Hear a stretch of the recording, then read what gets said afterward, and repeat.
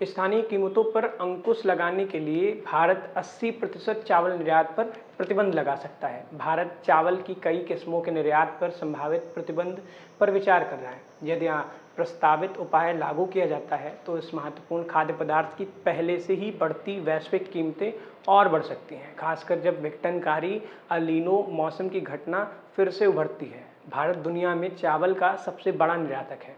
सरकारी अधिकारी वर्तमान में गैर बासमती चावल के निर्यात को प्रतिबंधित करने की योजना पर चर्चा में लगे हुए हैं।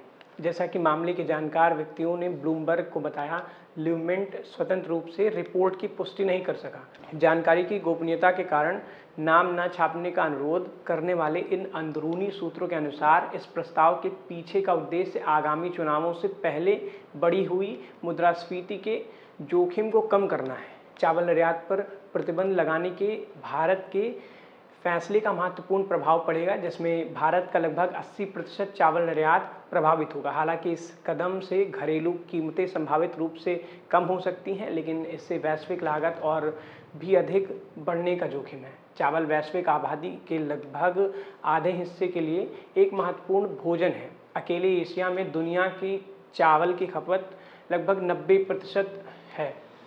अल नीनो मौसम की घटना की वापसी पर चिंताओं ने पहले से ही बेंचमार्क कीमतों को 2 साल के उच्चतम स्तर पर पहुंचा दिया है, जिसमें संभावित फसल क्षति का आशंका बढ़ सकती है और वैश्विक चावल बाजार में कीमतों में बढ़ोतरी की गति तेज हो गई है। भारत वैश्विक चावल व्यापार में एक प्रमुख खिलाड़ी है, जिसकी लगभग 40% की पर्याप्त हिस्सेदारी है। हाल के दिनों में देश ने चावल की कुछ किस्मों के व्यापार पर नियंत्रण मजबूत करने के उपाय किए हैं।